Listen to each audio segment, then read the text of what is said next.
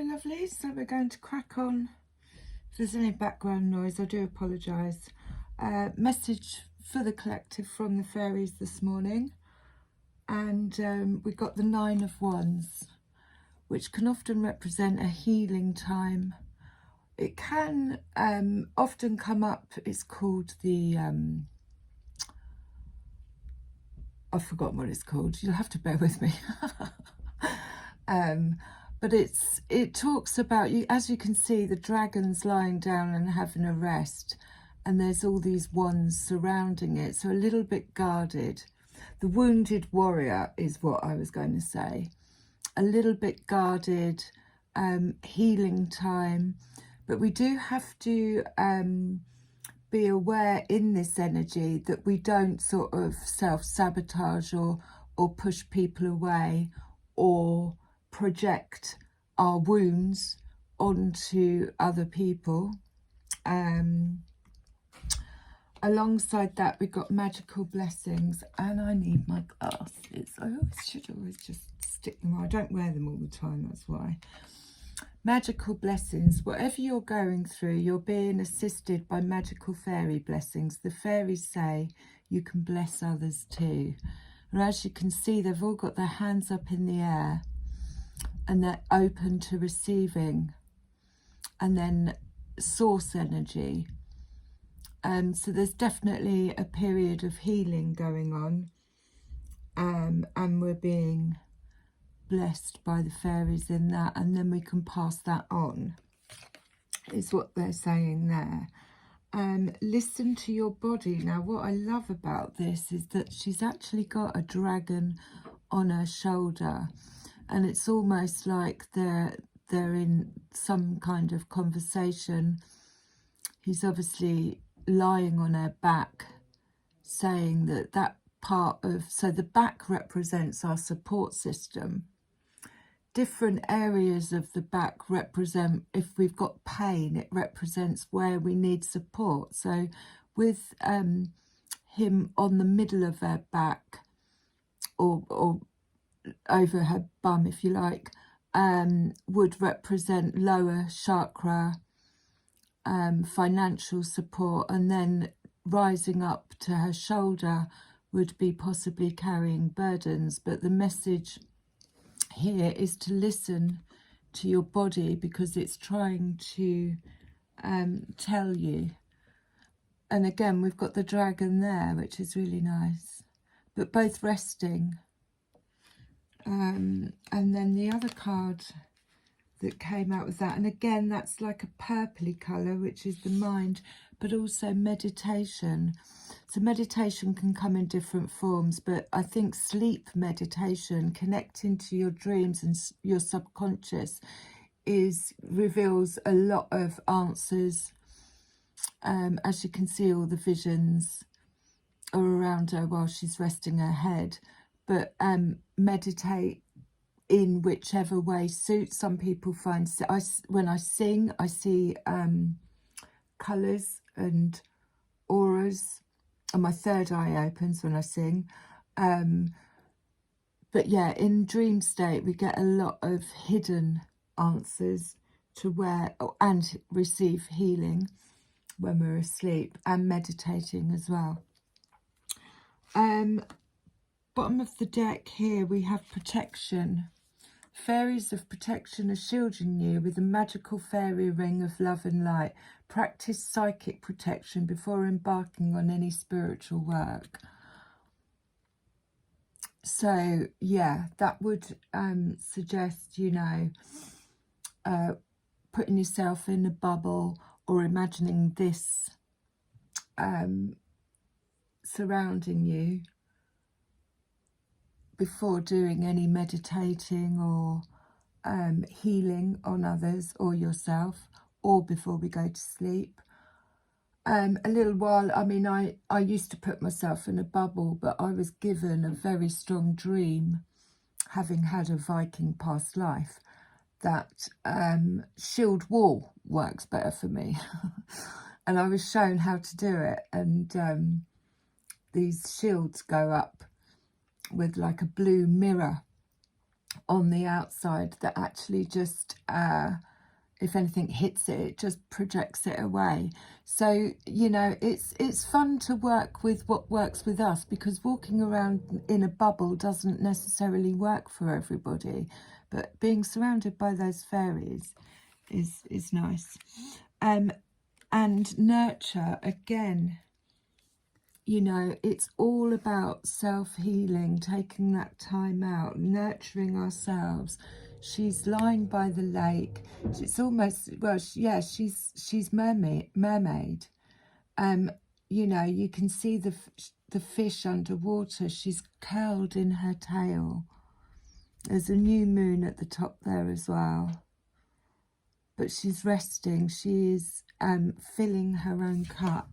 And then we have the High Priest at the bottom of the deck. And this is seeking spiritual enlightenment, or possibly learning about new things, or seeking out a mentor, going back to college, learning new skills, teaching, or becoming a teacher. But looking, he's got the mask on, but he's looking for alternative ways of doing things. And we're going to give these a shuffle and see what else comes out.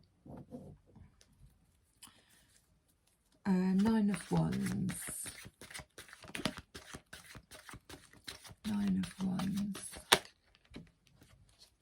So we've got the Knight of Swords, and again I do feel that this Knight comes up where after a bit of a Ten of Swords, and it's like, right, I'm putting my armour on, you know, I'm on my knees, but I'm willing to get up and fight for what I believe in.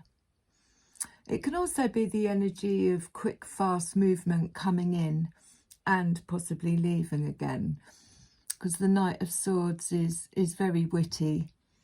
But this is definitely dedication to the cause, on soul mission, decided to take up the role. I know where I'm going, I know what it is I've got to do, and I'm prepared. Eight of Cups at the bottom of that, so that is moving away from a situation, places that don't serve us anymore.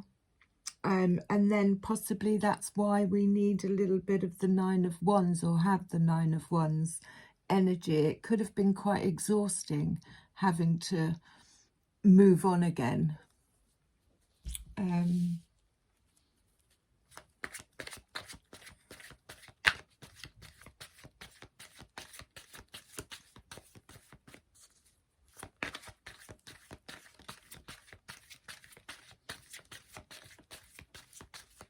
I slept all day yesterday. I couldn't get up at all. So we have the Lovers. So this is union.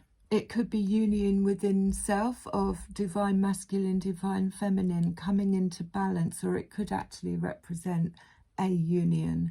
It could be business-like, but it's equal, give and take. And they're surrounded by the flowers, and they fit each other. So it could be a magical blessing coming in, that we're coming into union with our counterparts, or we've come into union within ourselves, which again then attracts our tribe. When we've balanced out the masculine and feminine, and we're not looking, that's when it normally arrives.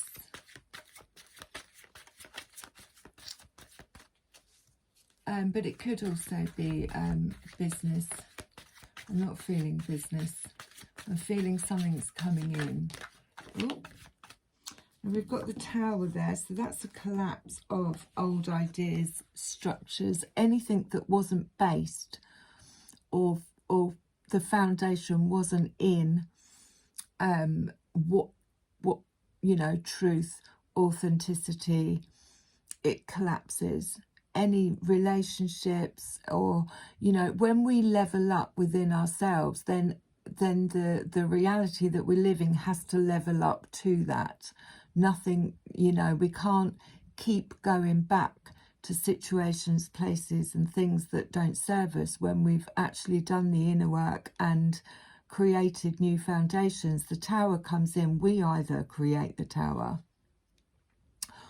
or it comes in as a sudden shock of bringing everything down to ground zero so that we can rebuild.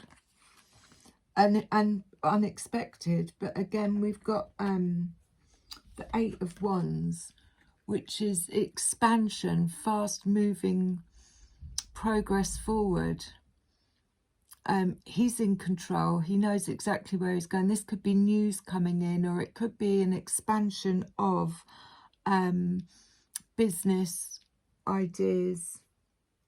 Knave of Wands at the bottom, so it could be a new business idea or going in a different direction with a business, but it's expansion, news coming in, fast moving progress.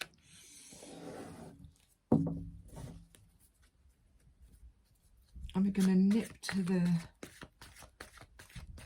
labyrinth fairies, I call them, and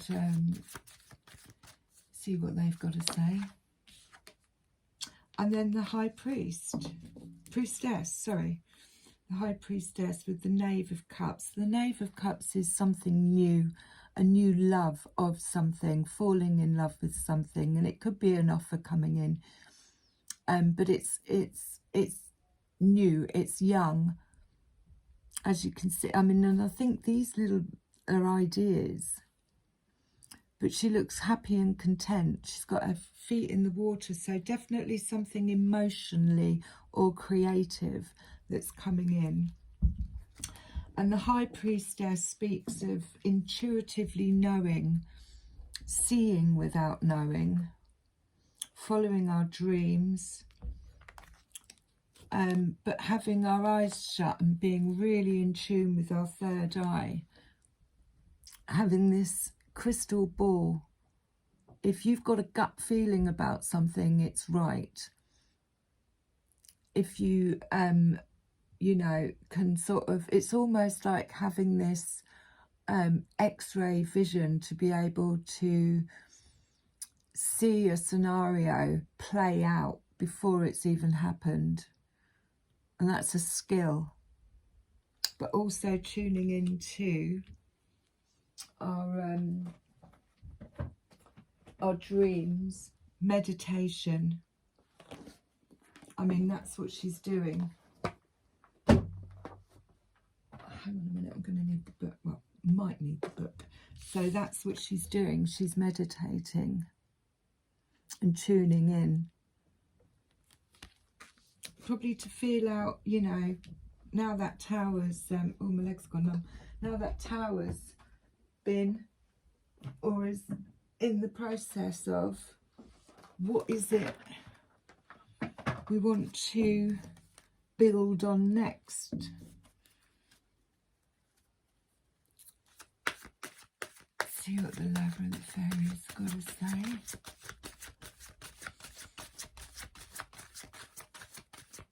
Any more on the 9 of Wands? Ah, the Retriever. So again, this is asking us to, and it's all, he's got his hand on his throat chakra, so it's, and his third eye is wide open, as you can see the light coming there, and it's got very much, it fell out, it's got very much High Priestess energy. But he's asking us, is there something that we've forgotten? Is there, you know, something that we'd put back to the back of our minds, maybe a dream?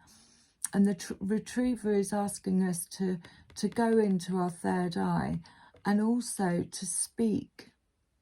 He speaks about, you know, speaking his truth in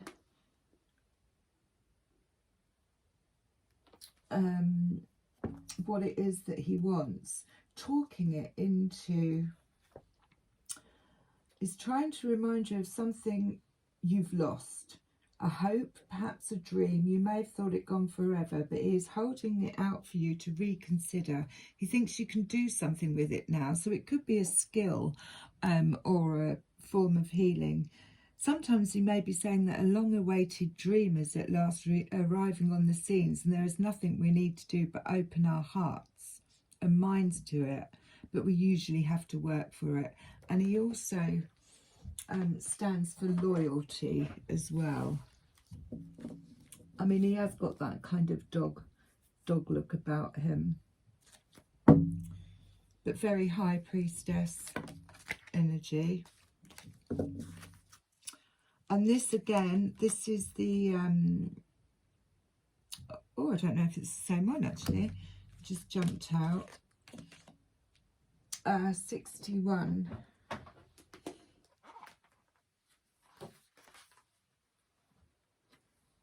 Imaginary fears, unreal hazards and realistic caution. So this a little bit is the Nine of Wands.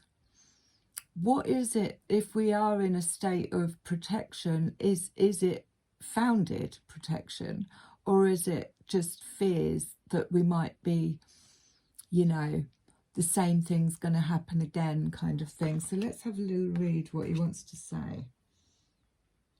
It's time to look at the truth behind our fears.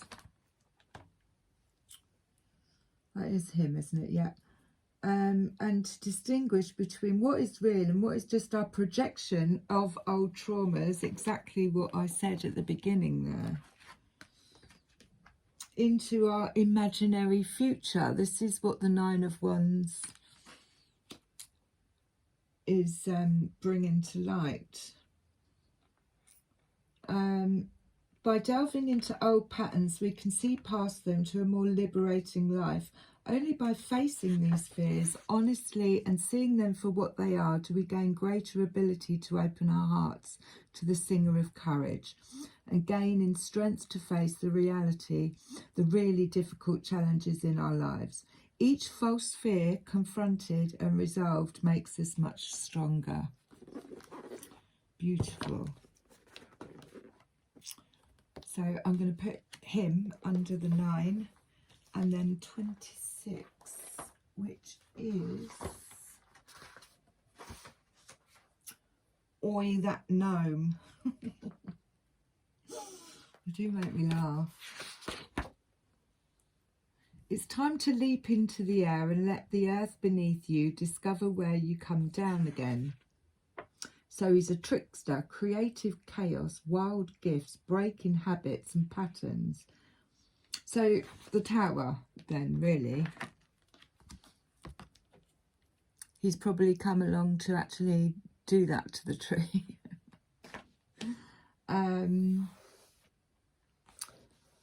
And discover where you came down. Reasonable risks are okay. Even unreasonable risks are probably okay. Use your head and look before you leap. Of course, do so understanding that the actual jump is likely to be rewarding. No guarantees, but then there never really are any. No matter how pretty the paper they may seem to be printed on, and the scroll work around the edge. In a reading, the presence of that gnome tells us that forces of chaos are at work. Things may not be as they seem, and this could very well be a good thing. That is the Tower. It often feels like destruction, but afterwards or during, you understand why things needed to collapse. Look for the unexpected, find the opportunity in it and go for it. He says, no matter how confused things may seem, there is a way to make them better, but it's a creative way, one you haven't tried before. Think amazing new thoughts. So that's the 8 of Wands coming in, and this is the magical blessings. And also the Retriever. But yeah, magical blessings. He may not look like it. I'm going to put him with the Tower. And then we have Iris of the Rainbow. Now I'm going to have to cover her up. She has, this is really sad that I have to do this. She has a rainbow in one hand and a wand in the other, and she is pulling down from source energy and then using her wand in the other hand to manifest. She's completely in alignment. Is she number 32? I thought it was 22. 32. I think she's literally next door. Fairy guides and guardians.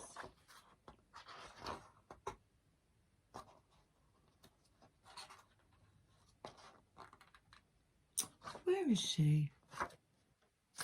32. Iris of the Rainbow definitely speaks about manifesting and using source energy. Come on. We'll get there. Here we go. Iris tells us that light is breaking through our present darkness. Are we still on her? Yeah. And that hope is a powerful factor in speeding up this process. She does not promise that the storm is over, nor does she say that it will never storm again, but she does say that there is brightness and beauty here. She also tells us that there is something to be gained by this passage through the storm, and the sooner we learn what it is, the sooner the storm will end.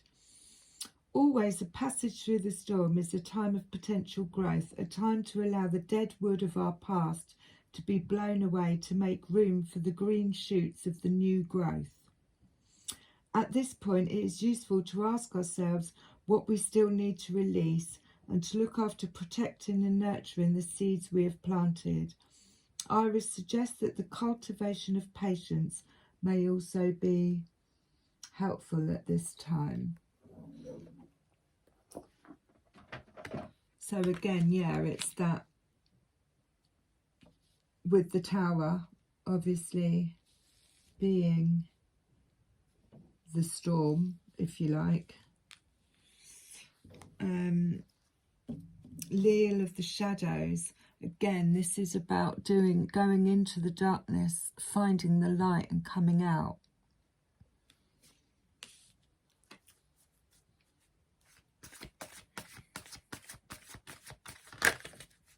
Oh, that flew. And then the Singers of Intuition. Again, it's that third eye chakra, the top chakra, using that intuition, that source energy. Same as the High Priestess. Switching off from what we actually see in front of us, the reality that's around us, and tuning in to see past what's in front of us by using our intuition and bringing that source energy down. This could be the crown, the top of the head, coming directly in. Beautiful card, number 7. Let's see what flew. Sylvanus. Now this, again, you've got that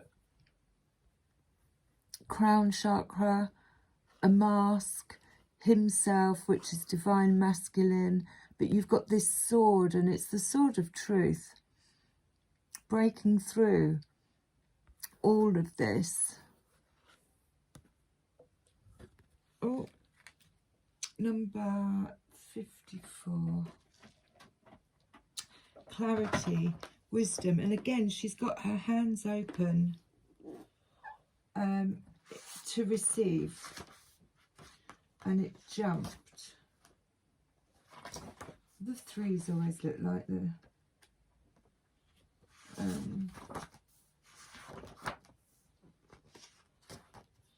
54. Was it? That's what I mean. The 3s look like a 34. So at this time you are discovering new truths about yourself. So that's what the sword is. Again, the sword there. You know, I've been down. I'm just on my way to get back up. I'm going to lean on my sword of truth to start this next journey. At this time, you're discovering new truths about yourself. They are essential for you to know in order to create relationships based upon mutual respect, affection, and trust. These things can only work if we see ourselves and others as we are.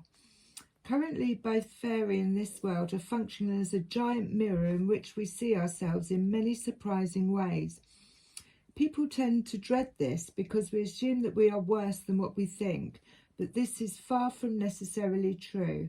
Now is the time for finding out the false and misleading beliefs you have accepted and discovering that you are a better person than you thought and have the potential to accomplish more than you believe you could. If someone says you are better or simply different than you think you are, don't automatically reject this. Think it over carefully. If you have more to give and more to enjoy than you have been giving yourself credit for. So yeah, like I say, it's stripping away the masks and, you know, seeing better. But that could be High Priestess energy as well. I am going to close with a spirit animal, I feel, during this healing process. See what spirit animal.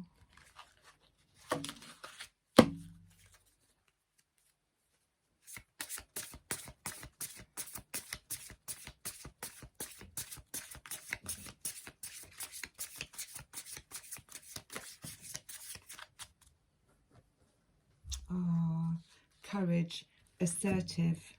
In silence you find power, which is High Priestess. Claim your leadership role and take action. You know where to go and what to do. You have the courage and confidence to succeed. How beautiful is that? I'm still gonna, what's at the bottom of the deck? Pronghorn, action. Now is the time to act. Opportunities are here. Move forward with confidence. Your talents will always help you land on a pinnacle, on the pinnacle. Your quick wit and keen senses will lead you to success. And I think I'm still gonna get a rose. But again, you see that's got a mask.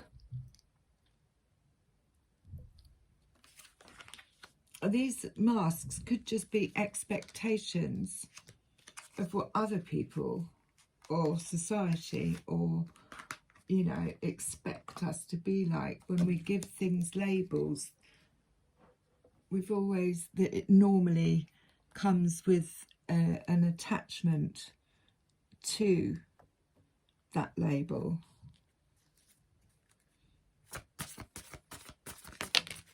Oh, that was quick. And there's two there. The return, a new story, you decide, alignment, and it's coming together. And that jumped out on blessings and the Knight of Swords and the Lovers. And the reunion, soul recognition, collaboration, partnerships and friendships. I think these two have jumped out twice. So these are the magical blessings that are coming in. Have a great day. I love you. Oh, and if you could give it a thumbs up and subscribe, that would be great, because that helps, I think, with the algorithms. Have a great day.